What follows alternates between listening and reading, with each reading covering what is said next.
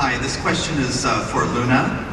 And I know that you were on Broadway. I was wondering if you could talk a little bit about your experience in South Pacific as a singer, and also later on in your career being a cabaret artist, and if we're going to have a chance to see you perform at some point.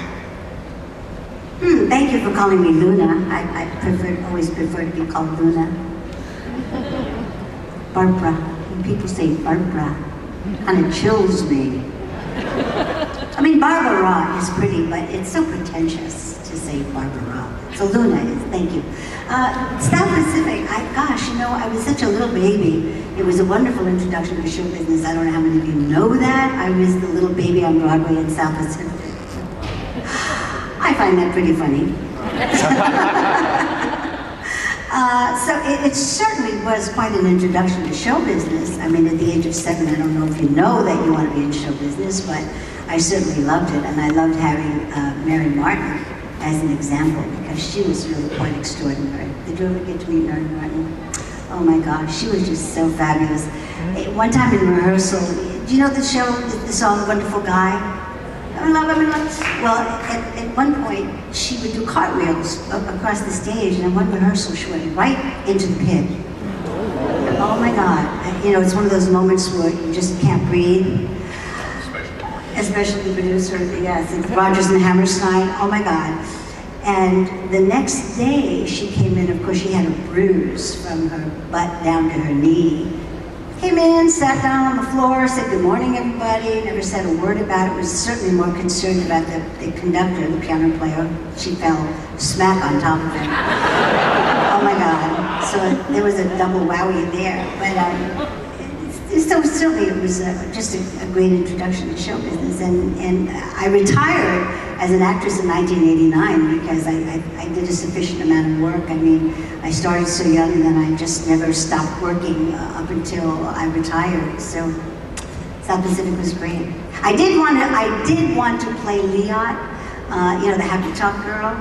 And when Betta St. John was leaving, who was the original Leot, I begged them, I said, please let me go. They said, you're 13 years old, it's not gonna work. But I did get to do it 5 years later with Mary Martin again in Los Angeles, so that was a wish fulfilled.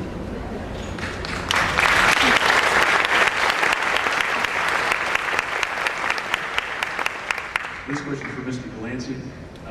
I was curious, did they ever offer to incorporate the Q character into any of the full motion Star Trek pictures? And also, would you ever consider doing a small role or an expanded role in the new motion picture, which is the prequel coming out pretty soon? And a full role where? Would you in the next one? Yeah, no one has ever talked to me about any of those things, and nor do I know if they ever talked about it. But if they did talk about it, I would be the last to know. There's so much discussion that has to go into those things before you get a call, and I've never gotten a call about it. So far. So far. I'm not holding my breath. Well, you know how to play hard to get when they call you. That's right. That's right. I'll be in Tokyo.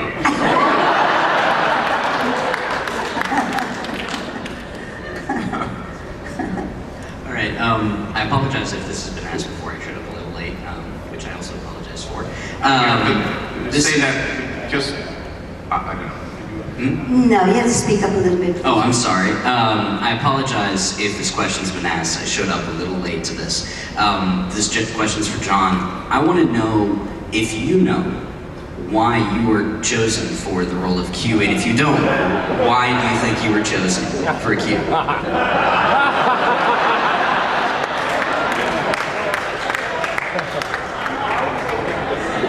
Not that anything's wrong with you. You know that I slept with Gene Roddenberry.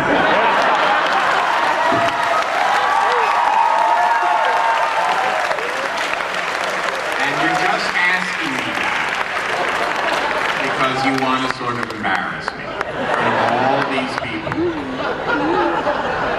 You know, we all knew that. I don't know how you... Yeah, and that's already been asked 3 times tonight. Hello? Robert De De Niro was in the room just before I came into audition, so, and he didn't get it, and I got it.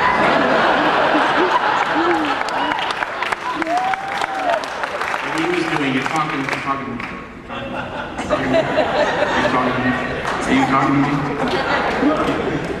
No, I have no idea why I got it, other than the two answers I just gave. I probably got it because I didn't know diddly squat about anything, and I have ass-backed my way, or back-assed my way into so many things, which if I had known to begin with what was at stake, I would have flamed out. Mr. Lancie, hello, and thank you for being here. You are a wonderful entertainer, and I enjoyed you as Q. I have a question, and I was just wondering, you just mentioned earlier that you didn't know anything about Gene Roddenberry, Star Trek. Do you have a very different outlook on sci-fi now that you have worked on Star Trek and played your character and worked with so many different people? And also, I want to ask you, did you always have your great voice? You have a wonderful voice. I just wondered, did you always have that voice? Or were you like, hi, I'm John Lancie? At some point in time. Okay, at some point. Oh, thank you very much.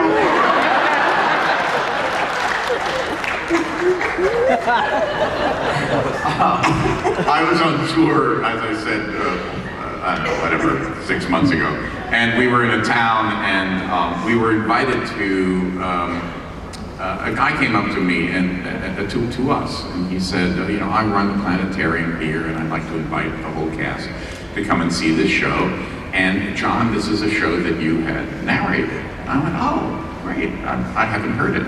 So I sat down. I mean, there were a couple of my actor friends there, but I sat down and and we listened to the show. Black holes, space, you know, all that type of artsy-fartsy stuff. And then afterwards he said, the guy came out, the head of the planetarium, and he said, the lights came on, and he said, for those of you in the audience, I have a surprise. The narrator who narrated the show today is here, and we would like him to say a few words. So I went, I'm really happy to be here. It's really wonderful, and I just love the show. And I just kept it up, and I never let it go.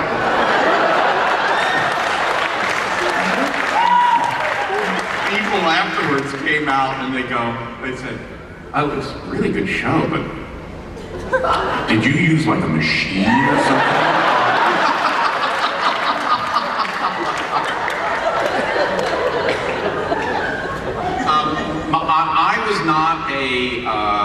I was not a Star Trek fan.